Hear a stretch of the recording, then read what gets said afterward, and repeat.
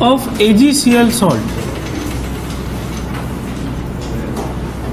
is more in ammonia solution than water.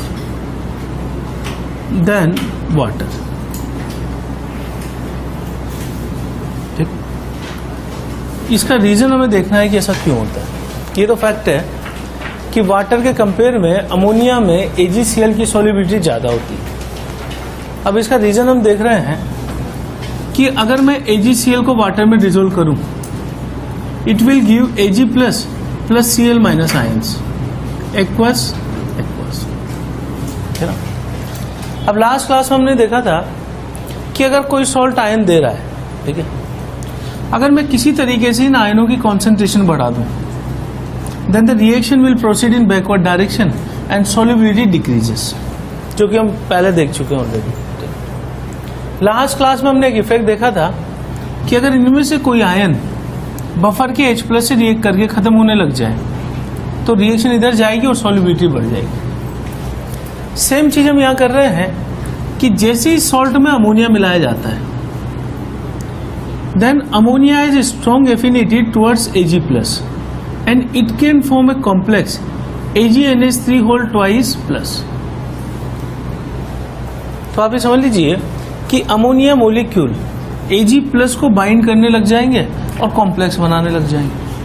ठीक है, इससे क्या होगा, concentration of Ag plus decreases. ठीक है, यानी कि ये वाली कॉन्सेंट्रेशन जो है अमोनिया के साथ रिएक्ट करने की वजह से कम होती जाएगी. और अगर प्रोडक्ट आप कम करते जाओगे तो reaction goes in forward direction and we can say that solubility increases. किसके कंपैरिजन में? प्योर वाटर के कंपैरिजन. अगर मैं प्योर वाटर में डाल के इसको देखूं तो वहां सॉल्युबिलिटी जो होगी उससे ज्यादा किसमें होगी? अमोनिया. क्योंकि अमोनिया किसको खत्म करता जा रहा है? Ag प्लस को. और Ag प्लस को खत्म करेगा तो रिएक्शन गोज इन फॉरवर्ड. तो कोई भी ऐसा रीजन जिससे प्रोडक्ट की कॉन्सेंट्रेशन बढ़ती हो उससे सॉल्युबिलिटी कम होगी, और किसी भी तरीके से इनकी कॉन्सेंट्रेशन कम करते जाऊं तो फिर सॉल्युबिलिटी बढ़ जाएगी.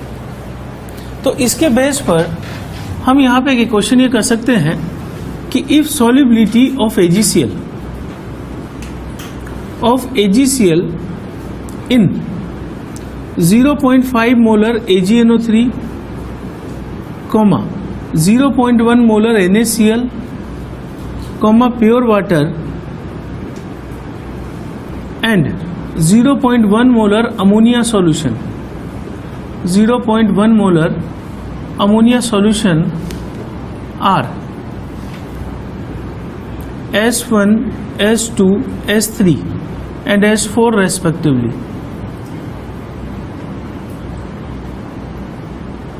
Find order.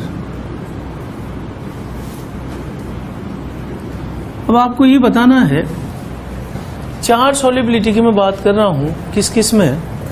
AgNO3 में, NaCl में, प्योर वाटर में और अमोनिया. ये बताना है कि इनमें से मैक्सिमम सॉल्युबिलिटी किस में होगी. बोलो. मैक्सिमम सॉल्युबिलिटी होगी S4. क्यों? क्योंकि रीजन यही है, अमोनिया में घोलोगे आप तो प्रोडक्ट आयन कम होंगे और रिएक्शन फॉरवर्ड जाएगी, देन सॉल्युबिलिटी इंक्रीजेस. S4 के बाद कौन सा आएगा? S3. और ये दोनों प्योर वाटर से कम आने चाहिए. क्यों? क्योंकि अगर अपन यहां मिला रहे हैं इनको तो कॉमन आयन इफेक्ट होगा. अब कॉमन आयन इफेक्ट होगा तो इन दोनों में आपस में डिसाइड करने के लिए हमें एक तरह से न्यूमेरिकल सॉल्व करना चाहिए. ठीक है, लेकिन यहां पर सिंपल डेटा है और सिंपल सॉल्ट है, इसलिए मैं देखकर बता सकता हूं कि इनमें कम सॉल्युबिलिटी कहां होगी, जहां ज्यादा कॉमन आयन मिलाया गया होगा. ठीक है, तो अगर मैं AgNO3 को देखूं तो ये कॉमन आयन Ag प्लस कितना मिला रहा है? 0.5. और NaCl को देखूं तो Cl माइनस कितना मिला रहा है? 0. तो यहां कॉमन आयन ज्यादा मिला रहा हूं तो सॉल्युबिलिटी यहां ज्यादा डिक्रीज होने वाली. समझ गए बात? यानी कि इन दोनों में अगर आपस में डिसाइड करना हो तो जहां से ज्यादा कॉमन आयन मिल रहा हो वो ज्यादा सॉल्युबिलिटी को डिक्रीज करेगा. तो करेक्ट ऑर्डर होगा S1 less than S2 less than S3. ठीक है, तो ये समरी है यहाँ पे इसका कि कोई भी चीज जो कॉन्सेंट्रेशन प्रोडक्ट को कम करेगी वो सॉल्युबिलिटी बढ़ाएगी, और जो कॉमन आयन होगा वो सॉल्युबिलिटी को कम करने की कोशिश करेगा। ठीक है कि solubility in ammonia is more in ammonia than the pure water. तो मैंने एग्जांपल लिया कि KSP solubility product of AgCl is 10 to the power minus 10। मुझसे पूछा है calculate solubility in pure water, calculate solubility in pure water, pure water. बताइए pure water में क्या सॉल्युबिलिटी होगी, यह मैं बताऊंगा। सीधा बता सकते हैं, अगर प्योर वाटर में हम सॉल्युबिलिटी देखें तो KSP is equal to simple type का सॉल्ट है S² हो जाएगा, इसको S1 कर देता हूं, तो S1 कितना जाएगा 10 की पावर -5 मोल पर लीटर। अब जो अगला पार्ट है वो मैं पूछना चाह रहा हूं कि कैलकुलेट सॉल्युबिलिटी इन 0.1 मोलर अमोनिया सॉल्यूशन। ठीक, और हमें साथ में दे दिया कि K फॉर्मेशन, या इसी को KF भी लिख सकता हूं मैं, is 4 AgNH3 whole twice plus is equal to 10 to the power 6। ये वैल्यू हमने ले ली। ठीक है, मैं अब गिवन होगी एग्जाम में। ठीक है, चलिए, तो हमें अमोनिया सॉल्यूशन में सॉल्युबिलिटी निकालनी है, तो ये श्योर है कि ये अमोनिया में जो आंसर आएगा वो इससे तो ज्यादा ही आएगा। ठीक है ना, ये तो प्योर वाटर में है और इससे ज्यादा आना चाहिए। अभी देख रहा हूं कि अमोनिया में सॉल्युबिलिटी कैसे ज्यादा होगी। ठीक है, तो सबसे पहले तो मैं बोलूं कि न्यू सॉल्युबिलिटी ऑफ AgCl, ठीक है, new solubility of AgCl is equal to, हमने मान ली S2 मोल पर लीटर। इसका मतलब ये हुआ कि 1 लीटर में अगर मैं घोलूं तो कितने मोल घुल जाने चाहिए AgCl के S2। अगर S2 मोल घुल गए हैं तो ये 2 पार्ट में टूटेंगे, Ag plus is equal to S2 और Cl minus is equal to S2। ठीक, अब ये बताइए क्या ये दोनों आयन ऐसे ही पड़े रहेंगे सॉल्यूशन में? नहीं, इनका कुछ पार्ट जो है सम Ag plus reacts with ammonia to form complex, सही है? तो मैं क्या कर रहा हूं, Ag प्लस के 2 पार्ट कर रहा हूं। Ag प्लस टोटल तो मुझे मिला S2। अब मैंने 2 पार्ट किए Ag प्लस के, एक तो Ag प्लस वो जो रिमेनिंग है सॉल्यूशन में, और एक Ag प्लस वो है जो रिएक्ट कर चुका है, रिएक्टेड। 2 ही पार्ट होंगे, टोटल के 2 पार्ट किए, एक तो वो जो बचा हुआ है सॉल्यूशन में और एक वो जो खत्म हो चुका है। तो खत्म किसमें हो चुका है? खत्म होने के लिए इसको क्या चाहिए था? अमोनिया, और अमोनिया इन दोनों ने मिलकर बना दिया AgNH3 whole twice plus complex. अब आप ये इमेजिन कीजिए कि अगर ये एक आयन खत्म होगा तो ये साथ में 2 खत्म होंगे और ये साथ में कितना बनेगा? 1। यानी स्टोइकोमेट्री के हिसाब से ये 1 से 1 ही बनने वाला है। ठीक, तो मैं क्या कर रहा हूं कि इसमें ये जो रिएक्टेड वाली कॉन्सेंट्रेशन है, ठीक है, मैं यहां से कह सकता हूं ना कि Ag प्लस जो रिएक्ट किया हुआ है, Ag plus reacted, this concentration is equal to AgNH3 whole twice plus formed, ये कह सकते हैं। तो मैं इस चीज को रिप्लेस कर रहा हूं और यहां लेके आ रहा हूं। अगर मान लो हमने रिप्लेस कर दिया इसे, ठीक, तो आगे इस इक्वेशन को मैं कैसे लिख सकता हूं? Ag plus total S2 is equal to Ag plus remaining plus यहां कॉम्प्लेक्स की concentration AgNH3 whole twice plus formed. अब कंफ्यूजन ये है अपने पास कि 2 वेरिएबल हो गए, अब इन दोनों को में से किसी एक को हटाना है हमें। तो अब हम रिएक्शन कंसिडर करते हैं कि Ag++2 अमोनिया से हमने कॉम्प्लेक्स बनाया है AgNH3 होल ट्वाइस प्लस।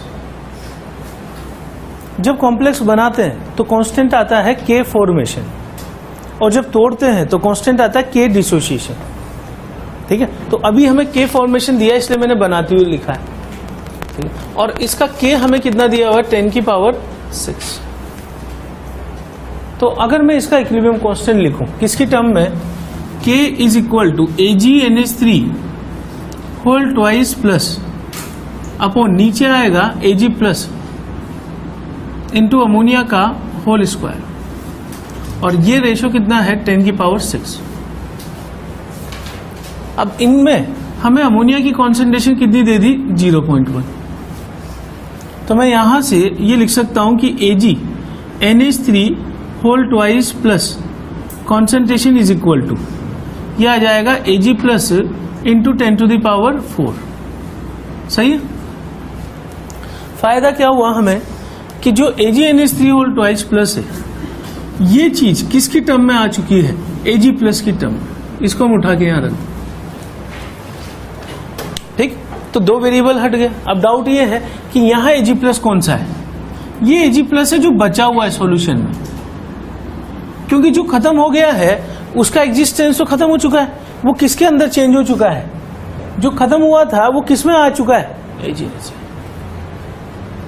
ठीक, तो वो तो सॉल्यूशन में है ही नहीं भाई। सॉल्यूशन के दो पार्ट, एक तो बचा हुआ एक खत्म हुआ, जो खत्म हुआ उसकी कॉन्सेंट्रेशन इसके बराबर।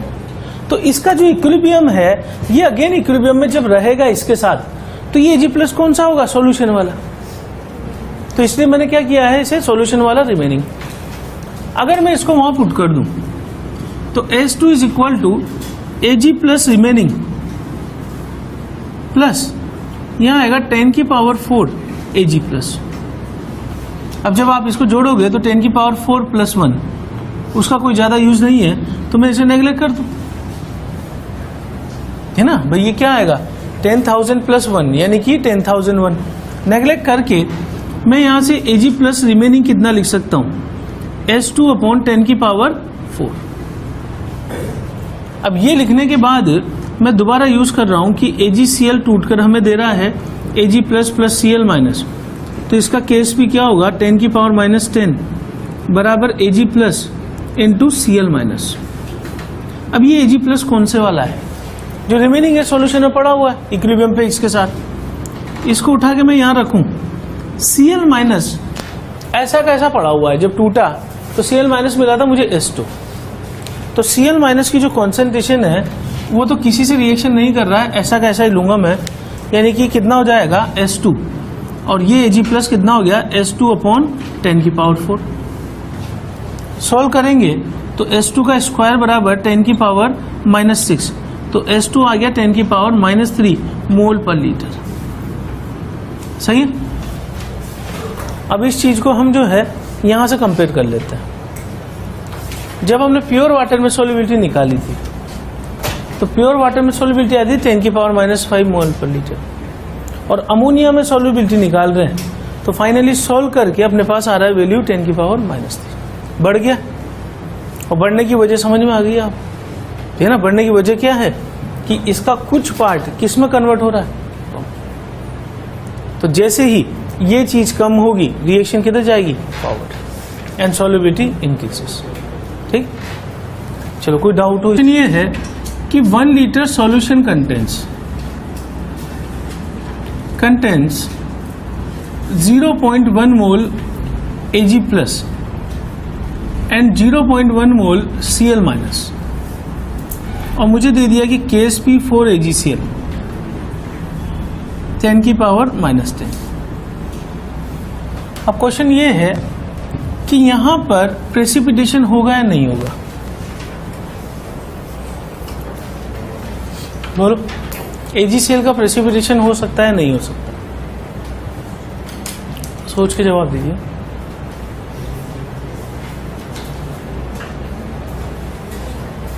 बोलो।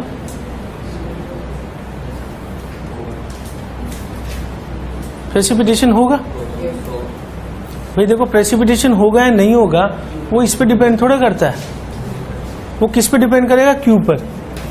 तो Q फॉर AgCl हम निकाल चुके हैं। Q फॉर AgCl वैसे ही लिखेंगे जैसे KSP लिखते हैं, Ag प्लस इंटू Cl। तो इसकी कॉन्सेंट्रेशन 0.1 मोल पर लीटर, ठीक है, और इसकी कॉन्सेंट्रेशन 0.1 मोल पर लीटर। 10 की power -2 since it is more than KSP, यानी हम ये कहेंगे कि precipitation of AgCl will take place. तो प्रिंसिपल यही है, प्रेसिपिटेशन का प्रिंसिपल यही है कि अगर आयन का जो प्रोडक्ट है वो अगर आयनिक प्रोडक्ट KSP से ज्यादा है तो प्रेसिपिटेशन होगा। अगर यहां में लेता 10 की पावर -6, 10 की पावर -6, तो ये इतने कम होते कि प्रेसिपिटेशन नहीं होता, ठीक। तो अब इस केस में यहां पे जो है प्रेसिपिटेशन होगा। अब प्रेसिपिटेशन रोकने के लिए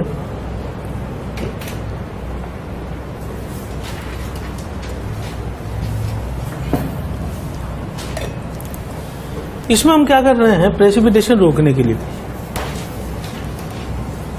इसका दूसरा पार्ट है, यहां पे ए पार्ट तो हो गया कि will AgCl precipitate, will AgCl precipitate. तो जब भी किसी के लिए पूछा जाए कि प्रेसिपिटेशन होगा या नहीं होगा तो हमारा पहला काम यह है Q निकालना, और Q को कंपेयर करेंगे KSP से, है ना। ज्यादा आता है तो प्रेसिपिटेशन होगा, कम आएगा तो प्रेसिपिटेशन नहीं होगा। अब दूसरा केस मैंने लिया, calculate minimum moles of ammonia, moles of ammonia added to stop precipitation, to stop precipitation of AgCl। अब ये बिल्कुल वैसा ही पार्ट है एकदम, ठीक है ना, लेकिन अलग तरीके से अपन ने इस क्वेश्चन को लिखा है। ये पूछना चाह रहा है कि AgCl में जब ये कॉन्सेंट्रेशन ली है तो प्रेसिपिटेशन होना ही होना है, क्योंकि Q ग्रेटर देन क्या है, KSP। लेकिन ये चाह रहा है कि हम उसमें अमोनिया मिला दें कि प्रेसिपिटेशन ना हो AgCl का। तो ऐसा एक ही कंडीशन में हो सकता है कि जो अपने पास Q है हम उस Q की वैल्यू घटाते घटाते किससे कम कर दें, KSP से, ठीक ना। अब आप ये सोचो कि मुझे Q कम करना है, अच्छा Q बराबर KSP हो जाएगा, ठीक है, तब भी हो जाएगा, मतलब Q बराबर KSP में भी प्रेसिपिटेशन नहीं होता। प्रेसिपिटेशन सिर्फ तभी होता है जब Q ग्रेटर देन KSP। तो मैं क्या करूंगा, इस Q को कम करता जाऊंगा, कम करते करते जैसे ही मैं KSP पहुंचूंगा प्रेसिपिटेशन रुक जाएगा, ठीक ना। अब ये मैं कैसे पहुंचूंगा कि Ag प्लस और Cl माइनस में किसी आयन की कॉन्सेंट्रेशन मुझे कम करनी है। तो मैं कोई भी चीज ऐसी मिला दूं जो इनमें से किसी एक के साथ रिएक्ट करे और इसको खत्म करे। तो हमने क्या ऐड किया है, अमोनिया। अमोनिया जब ऐड किया जाएगा तो किसको खत्म करेगा, दोनों में से Ag प्लस को। और कैसे खत्म करेगा कि Ag प्लस के साथ रिएक्ट करके क्या बनाने लग जाएगा, कॉम्प्लेक्स। समझ गए बात हो। तो मेरा पर्पज ये है कि Ag प्लस को कम किया जाए। अब Ag प्लस को कम करने के लिए हम क्या मिला रहे हैं, अमोनिया। अमोनिया अगर मान लो मैंने सपोज करो बराबर KSP करके अमोनिया का मोल निकाली X, तो मैं उससे ज्यादा मिलाऊंगा तभी तो रुक जाएगा प्रेसिपिटेशन। इसलिए मैंने टर्म कौन सी लिखी है, मिनिमम मोल्स। मान लो 10 मोल आंसर आता है, 10 मोल पे प्रेसिपिटेशन रुक गया। अगर मैं 10 के बजाय 20 डाल दूंगा तभी तो रुक जाएगा, ठीक है। तो आंसर क्या होंगे, 10 के नीचे वाले सारे आंसर होंगे, 10 से ज्यादा वाले सारे आंसर होंगे। 10 मोल पे रुक रहा है तो 12 भी आंसर होगा, 13 भी होगा, 14 भी होगा। लेकिन उन सब में अगर मैं बोल दूं कि व्हाट इज द मिनिमम मोल, तो आंसर क्या आ जाएगा, 10। तो हम क्या निकाल रहे हैं, मिनिमम। अगर ये वर्ड ना लिखता तो फिर ये यहां पे मल्टीपल क्वेश्चन बन सकता था। मल्टीपल कैसे बनता कि मैं यहां पे अमोनिया के मोल निकाल लेता मिनिमम, ठीक है। मान लो 10 आते, ठीक है। अब ऑप्शन 4 होते 9, 10, 11, 12। तो आंसर मल्टीपल में कौन से हो जाते, 10, 11, 12। समझिए बात है, यानी कि एक्स अमाउंट खत्म कर पा रहा है तो उससे बड़ा वाला अमाउंट तो हमेशा खत्म करेगा ही ना, बोलो। और अगर वो मिनिमम मोल्स बोल दे रहा है तब तो एक ही आंसर होगा। तो अब मुझे मिनिमम मोल्स ऑफ अमोनिया निकालना है और क्वेश्चन में वही दे दिया कि K formation AgNH3 whole twice plus is equal to 10 to the power 6। ये कॉम्प्लेक्स दिया है AgNH3 whole twice plus 10 to the power 6। बाहर लगा दूँ इसे प्लस को मैं, ठीक। तो ये सॉल्व करना कैसे,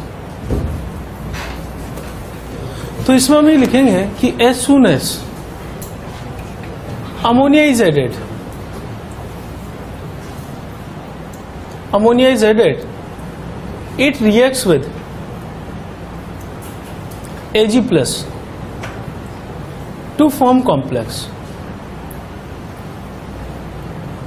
ठीक। So concentration of Ag plus decreases, और Ag plus डिक्रीज करेगा तो Q decreases. If Q is equal to KSP, Q is less than equal to KSP, बराबर या उससे कम, हमें कहेंगे कि प्रेसिपिटेशन स्टॉप्स,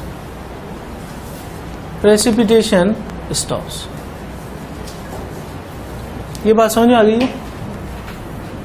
जैसे मैं अमोनिया को डालूंगा, अमोनिया Ag प्लस के साथ कॉम्प्लेक्स बनाने लग जाएगा, Ag प्लस की कॉन्सेंट्रेशन कम होगी, Ag प्लस कम होगा तो इसका मतलब Q कम होगा, ठीक है। और Q कम हो रहा है और जैसे ही less than equal to KSP हो जाएगा प्रेसिपिटेशन स्टॉप्स। तो मैं एक मिनिमम बाउंड्री लिमिट पे कंडीशन ले रहा हूं Q is equal to KSP। तो Q Ag plus into Cl minus is equal to कितना होना चाहिए, 10 की पावर -10। अब आप ये देखो कि हम चेंज किसको कर रहे हैं, Ag प्लस को। Cl माइनस तो ऐसा कैसा पड़ा हुआ है ना सॉल्यूशन में, कितना पड़ा हुआ है, 0.1। इसका मतलब Ag plus should B 10 to the power -9, ये क्या होना चाहिए, मैक्सिमम। अगर Ag प्लस यहां से ये मैं बोलूं कि प्रेसिपिटेशन रुकने के लिए ये बोलूं कि Ag प्लस सॉल्यूशन में, मतलब इस टर्म को समझ लेते हैं पहले, मैक्सिमम, ठीक है। Ag प्लस 10 की पावर -9 से बड़ा हुआ अगर, ठीक है, तो प्रेसिपिटेशन हो जाएगा। इसके बराबर या इससे छोटा हुआ तो प्रेसिपिटेशन रुक जाएगा, ठीक है ना। तो Ag प्लस सॉल्यूशन में कितना होना चाहिए, मैक्सिमम 10 की पावर, ठीक, इतना होना चाहिए, ठीक है। अब इसमें Ag प्लस को मुझे रिड्यूस करके कहां तक लाना है, यानी Ag प्लस मेरे पास T इज इक्वल टू 0 पे कितना था, Ag plus 0.1 and it should be reduce to 10 to the power -9, ठीक है। Ag plus should be reduce to 10 to the power -9। अगर किसी तरीके से हम इतना कम नहीं कर पाए तब तो प्रेसिपिटेशन होगा ही होगा, क्योंकि जैसे अगर मैं यहाँ 10 की पावर -8 लिख दूं, 10 की पावर -8 इंटू 0.1 10 की पावर -9 होगा, वो अभी भी KSP से बड़ा होगा 10 की पावर -9। तो मुझे ये कम से कम कितना करना चाहिए, मतलब कहां तक रिड्यूस करना चाहिए, 10 की पावर -9। अब 10 की पावर -9 तक हमने रिड्यूस किया इसे, मैं रिएक्शन लिख रहा हूं इसके लिए। अब यहां से हम स्टार्ट करते हैं आगे कि suppose ammonia added is X mole, और मुझसे क्वेश्चन में क्या पूछा गया है कि अमोनिया कितनी ऐड कर रहे हैं, यही पूछा है ना। Ammonia minimum moles of ammonia added पूछा है हमसे, calculate minimum moles of ammonia added. तो मैंने मान लिया कि X मोल हमने डाल दिया, ठीक।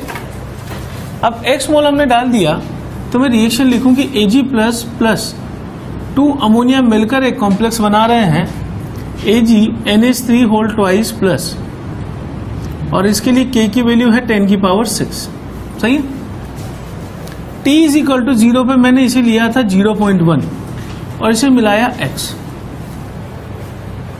इक्विलिब्रियम जब आएगा तो इसको रिड्यूस करके कितना हो जाना चाहिए, 10 की पावर -9। अब आप ये देखो 0.1 से घटाकर 10 की पावर -9 कर दिया, तो मैं कह सकता हूं ना ऑलमोस्ट कंज्यूम हो चुका है। बोलो, कंक्लूजन ये निकला कि ऑलमोस्ट कंज्यूम्ड, इसका मतलब खत्म कितना हुआ है, लगभग 0.1 खत्म हो गया। स्टोइकोमेट्री देखिए 1 to 1 की, इसका मतलब x से कितना अमाउंट खत्म होने वाला है, 0.2, बचेगा कितना, x माइनस 0.2। ये स्टेप समझ लो। अगर ये 1 खत्म होगा तो साथ में कितना खत्म होना है, हमेशा 2, तो ये खत्म 0.1 हो रहा है लगभग, तो ये भी लगभग कितना खत्म होगा, बचेगा x माइनस 1। ये 0 था शुरू में, तो ये बनकर कितना हो जाएगा, 1 से 1 बनता है, तो 0.1 से लगभग 0.1 ही बन जाएगा। अब मैं इस सारे डेटा को कहाँ रख रहा हूँ, K में।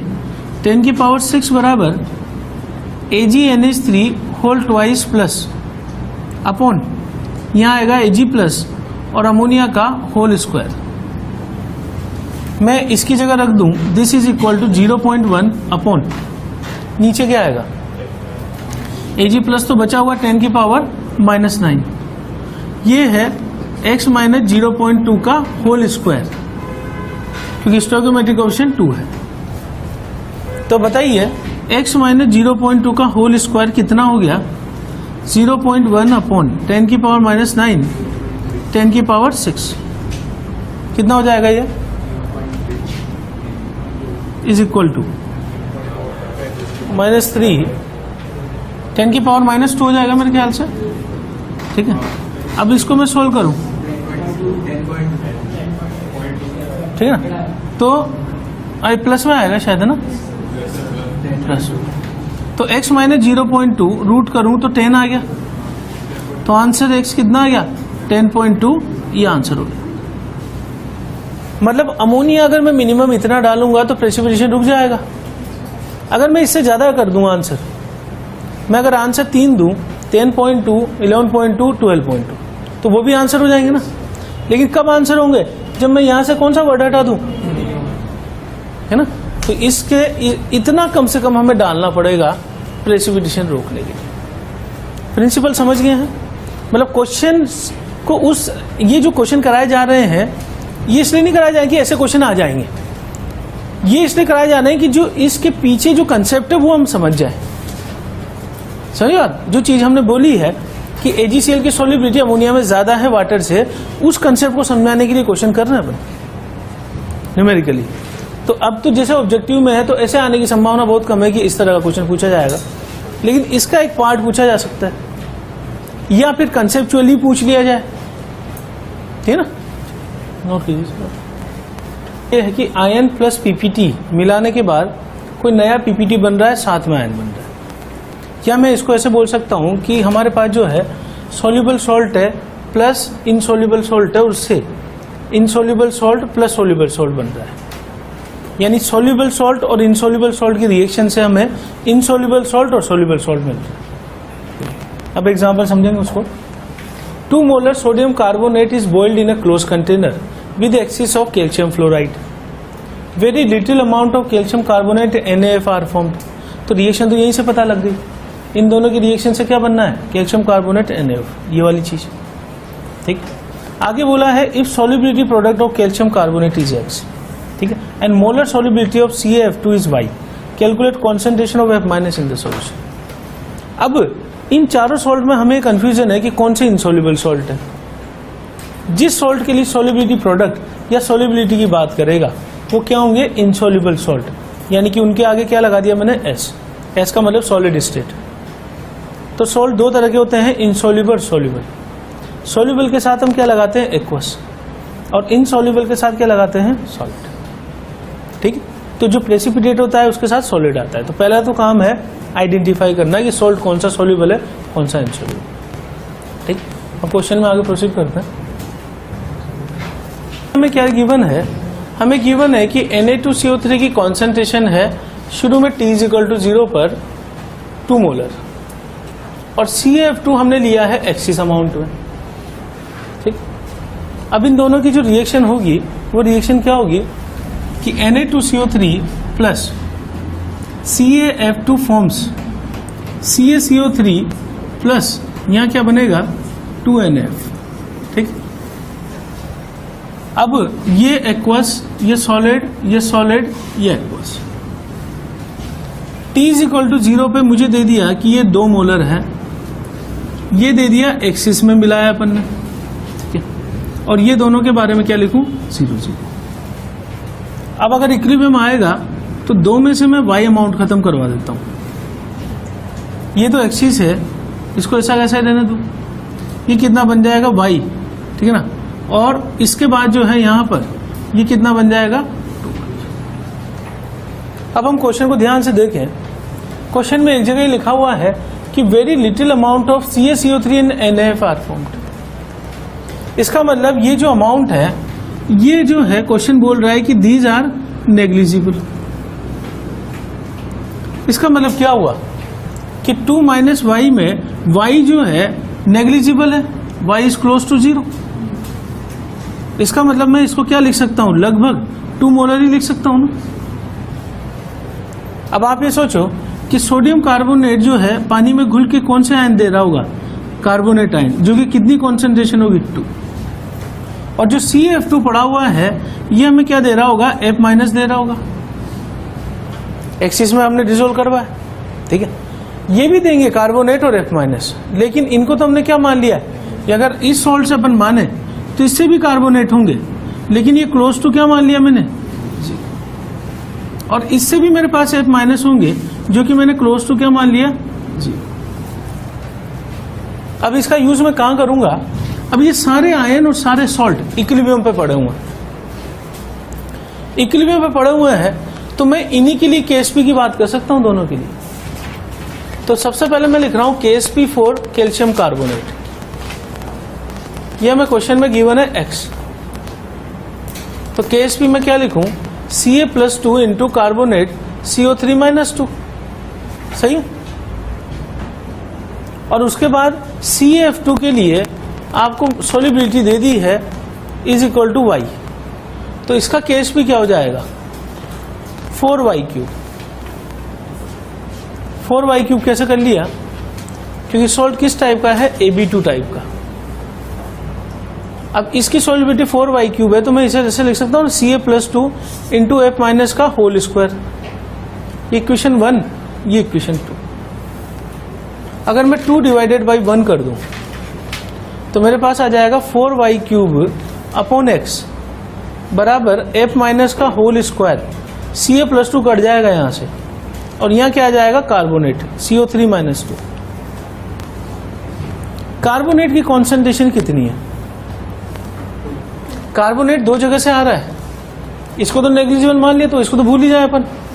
ये लगभग कितना बचा हुआ है 2 मोलर, और इससे कार्बोनेट कितना मिला 2 मोलर। तो अगर मैं यहाँ 2 रख दूं तो F माइनस का होल स्क्वायर बराबर क्या हो जाएगा, whole square is equal to 8y³ upon x। तो F माइनस की कॉन्सेंट्रेशन कितनी हो जाएगी, is equal to 8y³ upon x का अंडर रूट। ये एक्सप्रेशन है इसका। अब अगर मैं वैल्यू लिखा दूं x और y की, तो ये सोल्व किया जा सकता है। ऐसा ही क्वेश्चन है, को कर रहा है अपन, इसमें डाउट हो कर y चूंकि पहले से क्वेश्चन में दिया हुआ है, तो मैं इसको y1 कर दूं, ठीक है ना, ताकि ये जो है हमारे पास जो है नेग्लिजिबल होके y1। ऐसा हम इसलिए कर रहे हैं क्योंकि हम ऑलरेडी क्वेश्चन में इसकी सॉल्युबिलिटी क्या लिख चुके हैं, ठीक है। तो y1 नेग्लिजिबल मान के हट गया, और ये क्वेश्चन आगे इसी तरीके से करेंगे। Solubility product of Ag2C2O4 is given. इसका मतलब ये सॉल्ट कौन सा होगा, इनसॉल्युबल सॉल्ट, क्योंकि KSP दिया हुआ है इसका। ए solution of K2C2O4 potassium oxalate containing 0.15 mole in 500 ml water is shaken with Ag2C2O4 CO3 till equilibrium। इन दोनों की रिएक्शन करा रहे हैं अपन K2C2O4 Ag2CO3 की।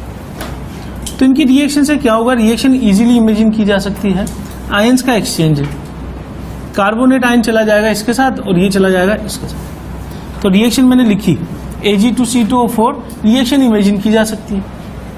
आगे पूछ रहा है at equilibrium solution contains 0.2 moles of K2CO3, calculate KSP of Ag2CO3। तो जिसका KSP पूछ रहा है वो इनसॉल्युबल सॉल्ट होगा। तो Ag2CO3 के नीचे मैंने क्या लगा दिया, सॉलिड। बाकी दोनों के नीचे क्या लगा दिया, एक्वस, सॉल्युबल सॉल्ट है, और इसके नीचे क्या लगा दिया हमने, सॉलिड। अब आगे कैसे सोल्व करते हैं? सबसे पहले तो हमें बोलते हैं केस पी हमें दिया हुआ है of Ag2C2O4 is equal to 1.3 10⁻⁻12। ठीक, आगे हमें दिया हुआ है कि K2C2O4 T is equal to 0 पे स्टार्टिंग में हमने लिया है मोल 0.15 मोल और वॉल्यूम है 500 ml। अब इसको हम मिला रहे हैं किसके साथ? It is mix with shaken with Ag2CO3। तो इसकी रिएक्शन लिखूं मैं K2C2O4 plus Ag2CO3। Ion exchange reaction होगी और यहां से बन जाएगा Ag2C2O4 प्लस यहां से K2CO3। फिजिकल स्टेट ये एक्वस, ये सॉलिड, ये सॉलिड, ये एक्वस, यानी कि ये soluble salt, insoluble salt, insoluble और ये सॉल्युबल। स्टार्टिंग करते हैं वैसे ही T इज इक्वल टू 0 पर यहां हमने कितना लिया है 0.15 मोल। मोल निकाल रहा हूं सबसे पहले। इसके बारे में कुछ नहीं दिया, सॉलिड है तो इसको हटा दूं, ठीक है ना। यहाँ पे एक्सिस होना चाहिए वैसे शेकन विद Ag2CO3 T लिख लीजिए। इन दोनों के बारे में 0 हो गई। अब इक्विलिब्रियम पर अगर मैं 0.15 में से y मोल खत्म करा दूं, इसके नीचे कुछ नहीं लिखेंगे क्योंकि सॉलिड है ये। यहां से ये K2CO3 कितना बन जाएगा? K2CO3 बन जाएगा y से y मोल बन जाएगा जो पानी में घुला हुआ रहेगा, ठीक है ना। अब ये इक्विलिब्रियम की कंडीशन है, ये सॉलिड है, ये सॉलिड है, इसलिए मैंने इनके नीचे कुछ नहीं लिखा। क्योंकि पीपीटी है तो हम ये मान सकते हैं that is not part of the solution. लेकिन अगर कोई पीपीटी पड़ा हुआ है सॉल्यूशन के ऊपर तो क्या ऐसा होगा कि सॉल्यूशन में 0% होगा वो? बोलो, अगर मैं AgCl को प्रेसिपिटेट करवा दूं, मान लो अभी पिछला क्वेश्चन किया था Ag प्लस और Cl माइनस मिलाए थे हमने, क्या ऐसा हो सकता है कि नीचे Ag प्लस और Cl माइनस 0 हो जाए? कभी भी नहीं होंगे, क्योंकि इक्विलिब्रियम वाली कंडीशन है ना सारी। इक्विलिब्रियम का पहला प्रिंसिपल ये है कि रिएक्शन में कभी भी अगर इक्विलिब्रियम होगा तो कोई भी चीज 0 नहीं हो सकती। समझिए बात? तो चाहे ये प्रेसिपिटेट है, ऊपर चला गया सॉल्यूशन के ऊपर, लेकिन इसका थोड़ा बहुत अमाउंट तो पानी में वापस घुलेगा। किसकी फॉर्म में? Ag प्लस और ऑक्जेलेट की फॉर्म। ठीक, तो मैं यहां से लिख रहा हूं कि अगर ये टूटा तो इसकी वजह से K प्लस और क्या मिलेगा? C2O4 माइनस 2 कितना मिलेगा? 0. अच्छा, K2CO3 मुझे कितना दे दिया? इट इज इक्वल टू 0.2 मोल। ठीक, अगर ये 0.2 मोल है तो पहले मैं वैल्यू लिख दूं इनकी। यहां से ये कितना हो गया? 0.13 मोल। सही है। अब इसके दो पार्ट करूंगा, इससे मुझे K प्लस मिलने वाला है, साथ में C2O4 माइनस 2 मिलने वाला है। ठीक है, ये वाला जो सॉल्ट है इससे मुझे Ag प्लस मिलेगा, साथ में C2O4 माइनस 2 भी मिलेगा, लेकिन ये दोनों नेग्लिजिबल मानूंगा मैं। सॉरी, कार्बोनेट है, इन दोनों को मैं क्या मानूंगा? नेग्लिजिबल मानूंगा। क्यों? क्योंकि ये प्रेसिपिटेट है। प्रेसिपिटेट है, इनसॉल्युबल सॉल्ट है, तो इनसॉल्युबल सॉल्ट का पहला प्रिंसिपल क्या है कि जब वो पानी में घुलेगा तो नेग्लिजिबल अमाउंट में आयंस देगा, सॉल्युबिलिटी बहुत कम होगी। तो इससे ये दोनों आयन मिलेंगे, पर इनको क्या मान रहा हूं मैं? नेग्लिजिबल। अब इधर आ जाते हैं, ये भी थोड़ा बहुत अमाउंट पानी में घुलेगा, इससे मुझे Ag प्लस मिलेगा, साथ में C2O4 माइनस 2 मिलेगा, लेकिन इससे मिलने वाले दोनों में क्या मानूं? नेग्लिजिबल।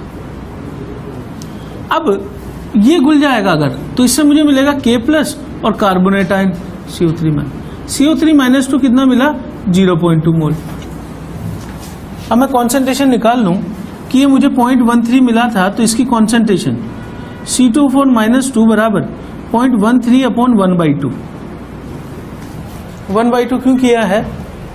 क्योंकि वॉल्यूम हम कितना ले रहे हैं सॉल्यूशन का? ½ लीटर। तो अभी तो मैंने मोल्स निकाले हैं, मोल्स को मुझे किस में चेंज करना है? कॉन्सेंट्रेशन। तो डिवाइड बाय वॉल्यूम। इसके कॉन्सेंट्रेशन इसकी कार्बोनेट की 0.2 अपॉन यहां पे ½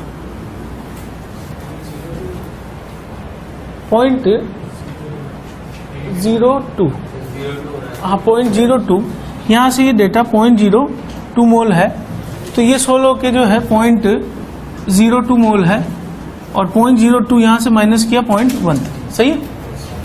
तो ये हो गया अपने पास 0.02 डिवाइडेड बाई हाफ, तो ये तो हो गया 0.04, और ये चीज कितनी हो गई 0.26, ठीक।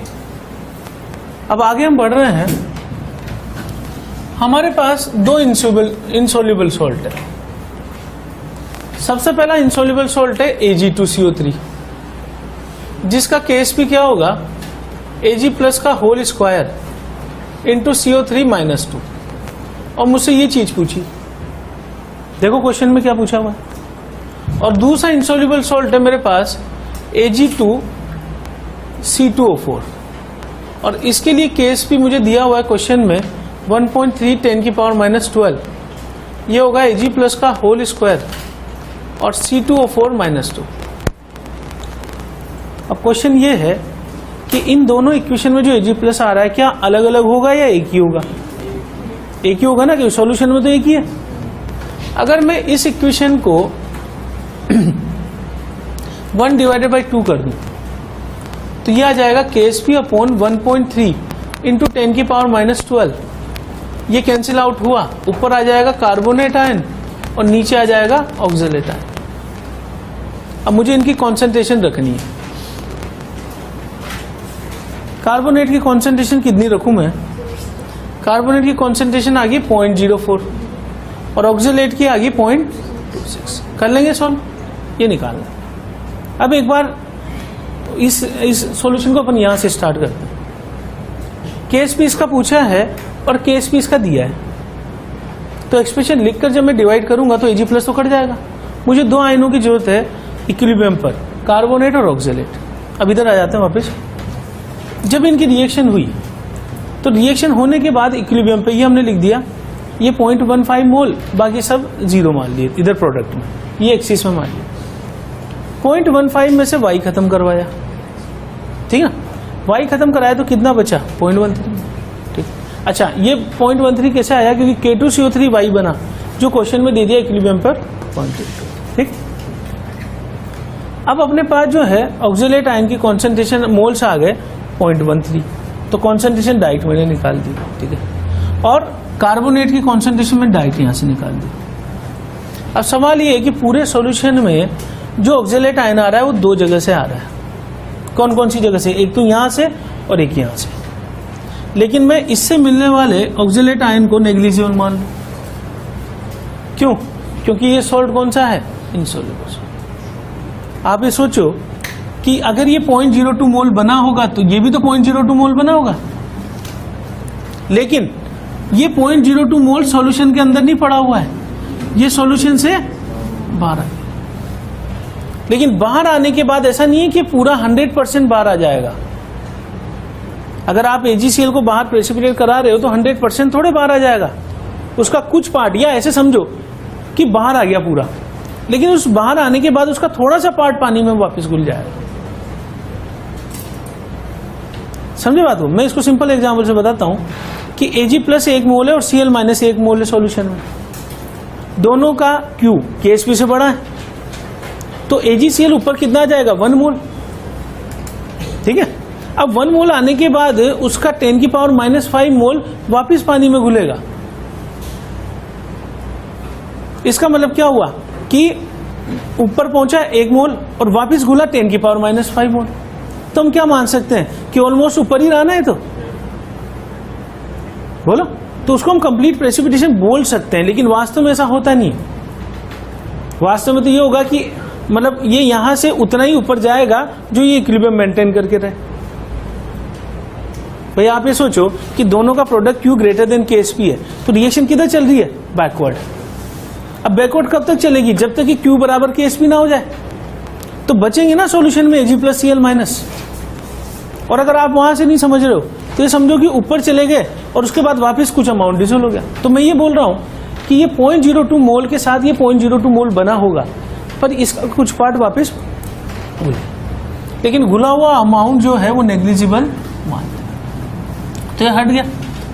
तो कार्बोनेट ऑक्जेलेट आयन सिर्फ किसकी वजह से मालूम है? K2C2O4। और कितना लिखा मैंने? ये वाला कॉन्सेंट्रेशन। अब सवाल आया, यहां पे आयन आ रहा है carbonate ion. Carbonate ion major मुझे कहां से मिल रहा है? एक तो यहां से, एक यहां से, लेकिन इनसॉल्युबल सॉल्ट है तो इसके कार्बोनेट आयन को अपन ने क्या मान लिया? और सिर्फ इससे माना तो 0.04 रख के नोट कर लो फटाफट। Solubility of amphoteric hydroxides. इसमें आपको एग्जाम्पल से याद करने पड़ेंगे। जो एग्जाम्पल मैं लिख रहा हूं ये आपको ध्यान रखने पड़ेंगे। AlOH(3), SnOH(2), CrOH(2), ये सारे के सारे इनसॉल्युबल हैं। और इनसॉल्युबल होने के साथ साथ ये क्या है? एम्फोटेरिक। एम्फोटेरिक का मतलब ये है कि reacts with both acid and base. अब ये वाला केस जो है बहुत इंपॉर्टेंट है क्योंकि यहां बच्चे से गलती होने के चांसेस है। कैसे? वो देखो, ये केस है ZnOH2। ZnOH2 amphoteric insoluble hydroxide है, यानी हम इसके लिए KSP की बात कर सकते हैं, ठीक है ना, कम अमाउंट में घुलता है, ठीक है। और एम्फोटेरिक है तो एसिड और बेस दोनों से रिएक्ट करेगा। कैसे? कि ZnOH2 में मैं HCl डाल दूं तो ये बना देगा ZnCl2 + 2 वाटर। मैं इस रिएक्शन को ऐसे भी लिख सकता हूं कि ZnOH2 + H+, ट्वाइस से Zn+2 + 2 वाटर, ऐसे भी लिखा जा सकता है। और ये इक्विलिब्रियम पे लिखा जाएगा एक्चुअली। अब मैं पहला केस ले रहा हूं इसमें, first case, if acid is added. अब एसिड आपने HCl ऐड कर दिया या फिर H+ ऐड कर दिया। अब आप ये देखो कि ऊपर वाली दोनों रिएक्शन में HCl या H+ किस साइड आ रहा है? HCl और H+ किस साइड आ रहा है? Reactant side. अगर रिएक्टेंट साइड है तो रिएक्टेंट साइड पे कोई चीज आप मिलाओगे तो रिएक्शन किधर जानी है? फॉरवर्ड। और मैं क्या लिख सकता हूं कि सॉल्युबिलिटी इंक्रीजेस। सही है बात, अगर एसिड ऐड किया तो। अब सेकंड केस ये ज्यादा इंपॉर्टेंट है। ये तो इसको मैं फर्स्ट रिएक्शन बोल दूं विद एसिड। सेकंड केस इसका इंपॉर्टेंट है, यहां गलती हो सकती है विद बेस। अब बेस के साथ रिएक्शन करा रहा हूं मैं इसकी, तो ZnOH2 + 2NaOH, ये यहां से बनाता है Na2ZnO2 + 2H2। इक्विलिब्रियम वाला साइन लगाएं दोनों तरफ। या तो मैं इसको ऐसे लिख सकता हूं या फिर मैं इसको ऐसे लिख सकता हूं कि ZnOH2 + 2OH- gives ZnOH4 - 2। अब क्वेश्चन ये है कि if base NaOH is added,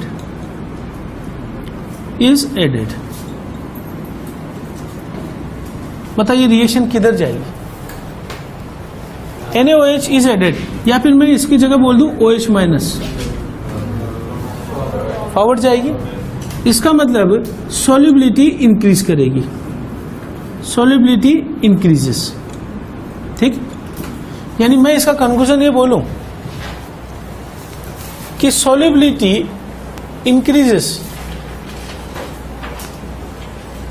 increases in both acid और बेस, एसिड एंड बेस। अब सवाल ये है कि गलती कहां हो सकती है? जैसे अगर मान लो मैं क्वेश्चन में सिर्फ थ्योरेटिकली ये पूछूं कि if OH- is added in ZnOH2, solubility increase और डिक्रीज। अब बच्चा क्या सोचेगा कि ZnOH2 टूट के क्या दे रहा है? गलती कहां हो सकती है वो समझना, ये टूट के Zn+2 और OH- देता है। अब मैंने क्वेश्चन में लिखा कि इफ OH- इज एडेड, तो बच्चा ये सोचेगा कॉमन आयन इफेक्ट होगा, और OH minus is added, reaction backward चला के सोल्युबिलिटी डिक्रीजेस, ये आंसर करेगा। ठीक है ना। तो गलती क्यों हो गई? क्योंकि अगर ये वाला बेस है तो ये रिएक्ट किसके साथ कर रहा है? दोनों के साथ रिएक्ट कर रहा है, एम्फोटेरिक। तो अगर आप OH माइनस डालोगे तो ये OH माइनस दे नहीं रहा है, ये OH माइनस को लेकर कॉम्प्लेक्स में बदल रहा है। तो अगर ये चीज में बढ़ा दूंगा OH माइनस तो कॉमन आयन इफेक्ट नहीं होगा, तब सॉल्युबिलिटी क्या होगी? इंक्रीज करेगी। मतलब ये ज्यादा अमाउंट में घुलने लग जाएगा। It reacts with OH minus two form this complex. तो ये बढ़ाता जाऊं रिएक्टेंट तो रिएक्शन तो इधर जाने वाली ना। बात समझिए गलती कहां हो सकती है कि बच्चा इसको कॉमन आयन इफेक्ट करके बैकवर्ड करे। तो हम पहचानेंगे कैसे? अगर हाइड्रोक्साइड दे दिया और OH माइनस ऐड करवा दिया तो ये एग्जाम्पल अगर आगे तो हमको एम्फोटेरिक के हिसाब से ट्रीट करना है। अदरवाइज अगर अदर देन दिस एग्जाम्पल आ गया कोई और उसमें OH माइनस डाल दिया, अगर हम कंफर्म है कि ये OH माइनस रिएक्ट नहीं करता है तो फिर हम कॉमन आयन इफेक्ट लगा के उसको बैकवर्ड चलाएंगे और सॉल्युबिलिटी कम कर देंगे। लेकिन हमें श्योर हो गया कि एम्फोटेरिक हाइड्रोक्साइड है और ये रिएक्ट करता है OH माइनस के साथ, तो फिर OH माइनस का रिएक्ट करेगा तो इसे बढ़ाने पे सॉल्युबिलिटी बढ़ जाएगी। तो गलती हो सकती है इस वाले पॉइंट में। सेम ऐसा ही एग्जांपल अपने पास है AlOH3। AlOH3 भी एम्फोटेरिक हाइड्रोक्साइड है। तो AlOH3 में मैं एसिड डालूं तो ये क्या बना देगा? Al+3 plus H2 3।